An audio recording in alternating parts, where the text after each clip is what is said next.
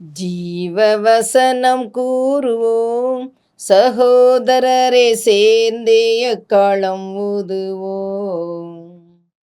கர்த்தருடைய நாமத்திற்கு மகிமை உண்டாவதாக. கிறிஸ்துவுக்குள் அன்பானவர்களே, இந்த நாளிலும் ஜீவ வார்த்தை ஒன்றை கேட்போம். யோபு 11வது அதிகாரம் 4ஆம் வசனம். என் சொல் சுத்தம் என்றும் நான் தேவரீருடைய பார்வைக்கு துப்புரவானவன் என்றும் நீர் சொல்லுகிறீர். வசனம் மிக தெளிவாய் சொல்லுகிறது பாருங்கள். என் சொல் சுத்தம். இதை சொல்றது யாரு? யோபுவினுடைய நண்பனாகிய நாகமாத்தியனாகிய சோப்பார் சொல்லுகிறார். என்னம்மா நீ ரொம்ப யாக்கியர் மாதிரி,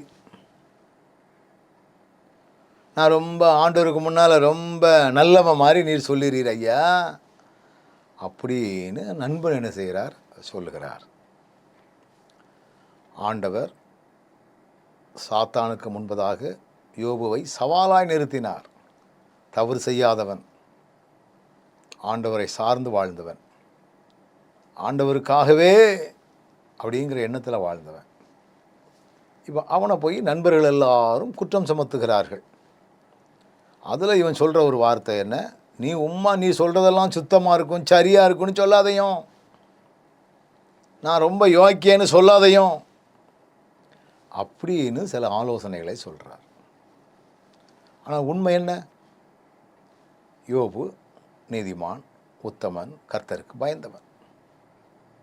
அவனுக்கு ஏதாவது ஒரு கஷ்டம் வந்த உடனே இன்றைக்கி மக்கள் சொல்லுவார்கள் அல்லவா, நெருப்பு இல்லாமல் புகையாதியா, அவன் எங்கேயோ தப்பு பண்ணியிருக்கான், எங்கேயோ ஒரு பிரச்சனை அவனுக்குள்ளே இருக்குது, அது யாருக்கும் தெரிய மாட்டேங்குது, அதை கண்டுபிடிக்கணும்.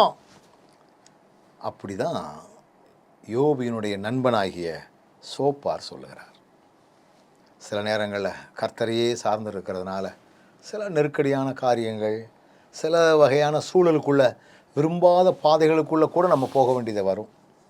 இப்படி ஒரு பாதை வரும்பொழுதெல்லாம் நிறைய பேர் கேட்பாங்க, என்னமோ ஒளியான்னு சொல்லி எங்கே போய் தப்பு பண்ணிட்டு வரோன்னு தெரியல, அதான் அவனுக்கு அந்த மாதிரி பிரச்சனை, அதான் அவனுக்கு அது நடக்கலை, எல்லாம் கண்ணு காது வச்சு எல்லாம் பூசுவாங்க. நோ, அதை பற்றியெல்லாம் நீங்கள் ஒன்றும் கண்டு வேண்டாம். உங்களை குறித்து ஆண்டவர் வைத்திருக்கிற திட்டம் நிறைவேறியே ஆகும் அப்படிங்கிற எண்ணத்தோடு கூட வாழ்வோம். நல்ல ஆண்டவரே, ரொம்ப கவனத்தோடு இந்த உலகத்தில் நாங்கள் வாழுகின்ற பலனை தந்து வழி நடத்தும். இயேசுவின் நாமத்தில் பிதாவே, ஆமென்.